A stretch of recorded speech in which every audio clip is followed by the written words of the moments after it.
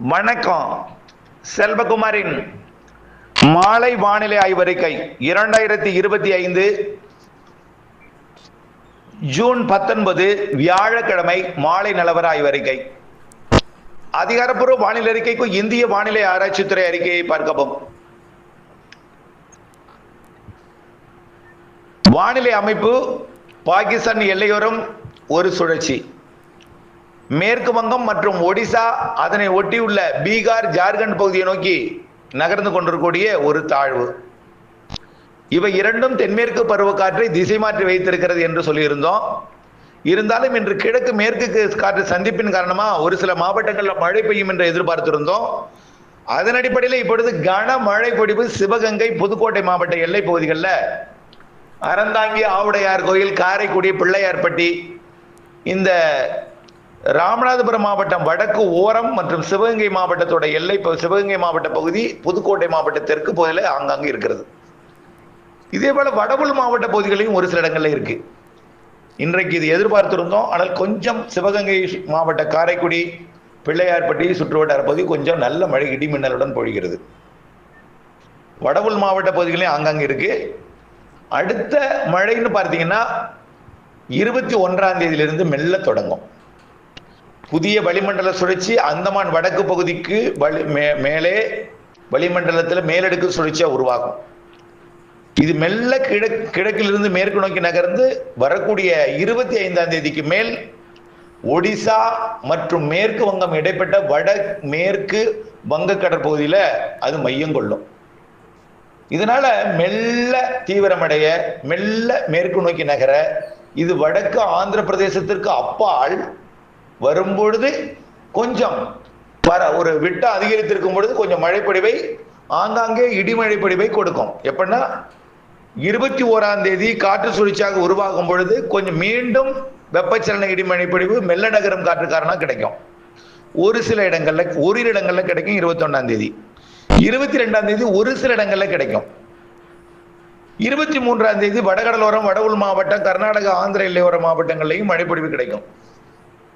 23, 24 இன்னும் கொஞ்சம் கூடுதலாக இருக்கும்னு சொல்லியிருந்தோம் ஏற்கனவே. அதே போலதான் 25ல இருந்து தென்மேற்கு பருவமழை கொஞ்சம் தீவிரமடையும். ஏன்னா அது காற்றழுத்த தாழ்வு நிலை பகுதியாகி ஒடிசா கடலோரம் வந்து தீவிரமடையும்.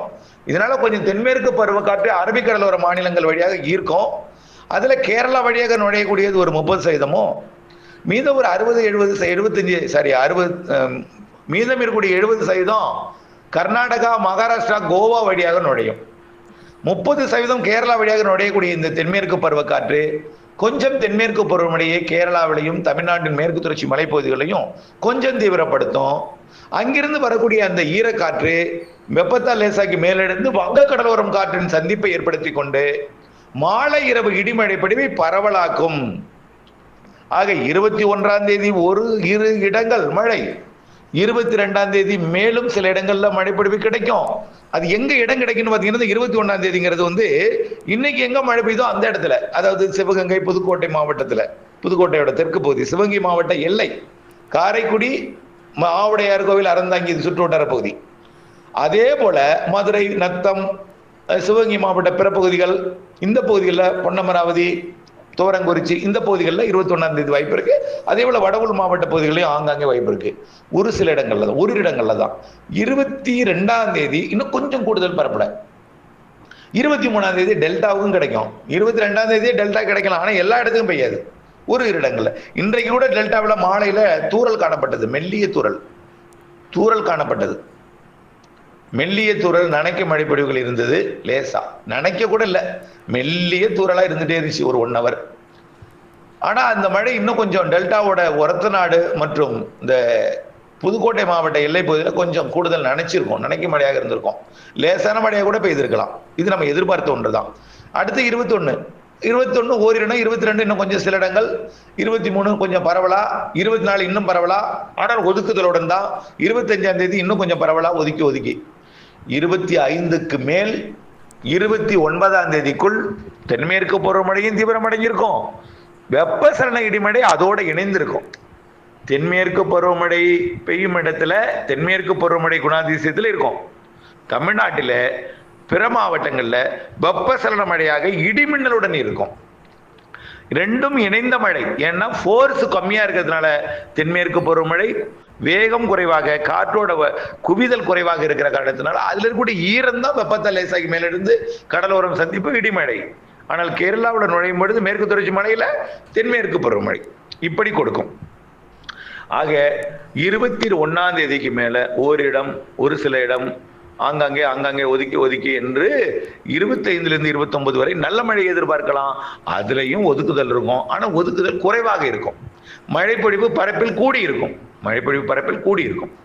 இதுதான் வரக்கூடிய ஜூன் இறுதி வார வானிலை. சரி, 30ஆம் தேதியும் அந்த மழை தொடரும்.